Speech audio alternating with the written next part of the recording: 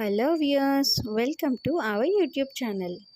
ఈరోజు మనం mutton curry ఎలా చేయాలో చూద్దాం.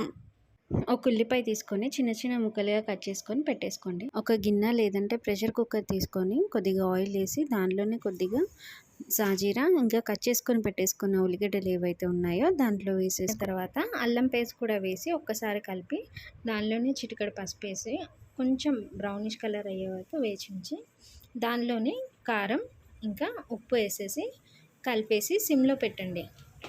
కడిగి పక్కన తీసిన మటన్ ఏదైతే ఉందో అది ఆ కుక్కర్లో వేసేసి ఒక్కసారి కలగలుపుకొని సిమ్లో పెట్టేసుకోండి. కొద్దిగా ఉప్పు కారం బాగా ముక్కకి పట్టిన తర్వాత నీళ్ళు పోసుకొని కుక్కర్ మూత పెట్టేసుకుందాం. ఇది ఇలా కలుపుతూ ఉండగా దీనికి సంబంధించిన పోషక విలువలు తెలుసుకుందాము. మటన్లో ప్రోటీన్ అండ్ ఐరన్ కంటెంట్ అనేది చాలా ఉంటుంది. సో ఇది ఎక్కువగా లాక్టిక్ మదర్స్ అంటే పాలిచ్చే తల్లులకి చాలా బెనిఫిట్స్ ఉంటాయండి.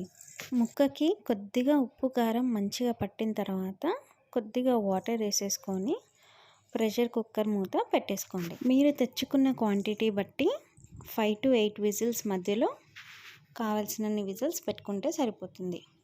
ఇప్పుడు కుక్కర్ మూత తీసి ముక్క బాగా ఉడికిందో లేదో ఒక్కసారి నీళ్ళల్లో ఒక ముక్క తీసి వేసుకొని చూసుకోండి. లేదంటే డైరెక్ట్ ఆ ముక్క చేతిలో పట్టుకొని చూసుకోండి, తెలిసిపోతుంది.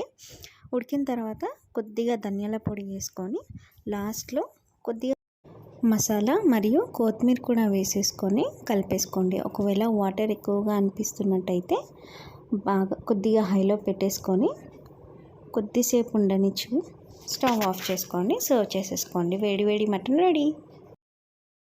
మీ ఫేవరెట్ నాన్ వెజ్ ఐటమ్ ఏంటో కామెంట్ చేయండి. Do like, share and subscribe.